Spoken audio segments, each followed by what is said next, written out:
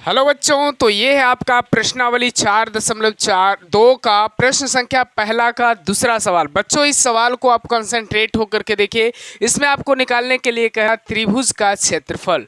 अब त्रिभुज का क्षेत्रफल डिटरमिनेंट्स पे क्या होता है मैं साइड में लिख दिया हूँ। त्रिभुज का क्षेत्रफल होता है 1/2 x1 x2 x3 y1 y2 y3 और 1/1। उसी फार्मूला पे बनाऊंगा मेरे भाई, आप लोग ध्यान से देखिएगा, आप लोग को भी समझ में आ जाएगा। देखिए यहाँ पे हम लोग लिखेंगे त्रिभुज का क्षेत्रफल, है ना। और त्रिभुज का क्षेत्रफल का हमेशा फार्मूला आपको वही लिख देना है।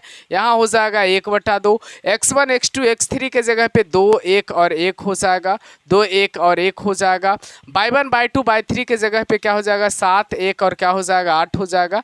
उसके बाद 1 1 1 फार्मूला में 1 1 1 आपको लिख देना।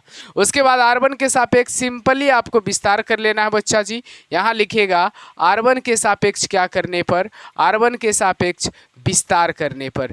मेरे भाई r1 के सापेक्ष क्या करने पर, विस्तार करने पर। जैसा ही r1 के सापेक्ष विस्तार करते हो मेरे भाई तो यहाँ 1/2 हो जाएगा। यहाँ पे प्लस माइनस और क्या हो जाएगा प्लस, प्लस में 2 होगा मेरे भाई, प्लस में क्या हो जाएगा 2 हो जाएगा। ये पेंट हो जाएगा आपका 1 का गुना 1 से होगा तो यहाँ 1 हो जाएगा, 8 के गुना 1 से होगा तो माइनस में 8 हो जाएगा, फिर माइनस में 7 हो जाएगा बच्चा जी। जिस भी अवयव से आप विस्तार कर रहे हो उस अवयव के ऊपर नीचे दाएं बाएं सब पेंट कर दो। 1 का गुना 1 से हो जाएगा, माइनस में फिर 1 का गुना 1 से हो जाएगा, फिर यहाँ पे प्लस में क्या हो जाएगा 1 हो जाएगा बच्चा। उसके बाद ये पेंट हो जाएगा 8 के गुना 1 से और माइनस में क्या हो जाएगा 1 हो जाएगा। बच्चा जी आपको करना क्या है 1/2, 2 1 में से 8 जाएगा तो आपका बचेगा -7, -7 1 में से 1 जाएगा 0 प्लस 1 इंटू 8 में से 1 जाएगा बच्चा जी तो आपका हो जाएगा 7, 1/2। उसके बाद 7 दूनी माइनस में 14 हो जाएगा, माइनस में यहाँ पे 7 का गुना 0 से तो 0 हो जाएगा और प्लस में आपका 7 होगा बच्चा।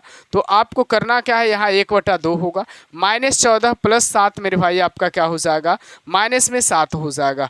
तो अब क्या हो जाएगा -7/2। ये आप वर्ग इकाई लिखना ना भूले। और सॉरी आंसर माइनस में नहीं आएगा, कभी भी आंसर आएगा माइनस में तो उसको प्लस कर लीजिएगा क्योंकि आंसर माइनस में नहीं आता है। और वर्ग इकाई आप ज़रूर लगा लीजिएगा, यानी आपका 7/2 वर्ग इकाई इसका फाइनल आंसर है। उम्मीद करता हूँ मुझे बच्चा से आशा है कि ये सवाल जो है सभी बच्चों को समझ में आया होगा। अगर समझ में आया तो आप अपने दोस्तों तक ज़रूर शेयर करिएगा, एक लाइक करिएगा, कमेंट करिएगा। धन्यवाद।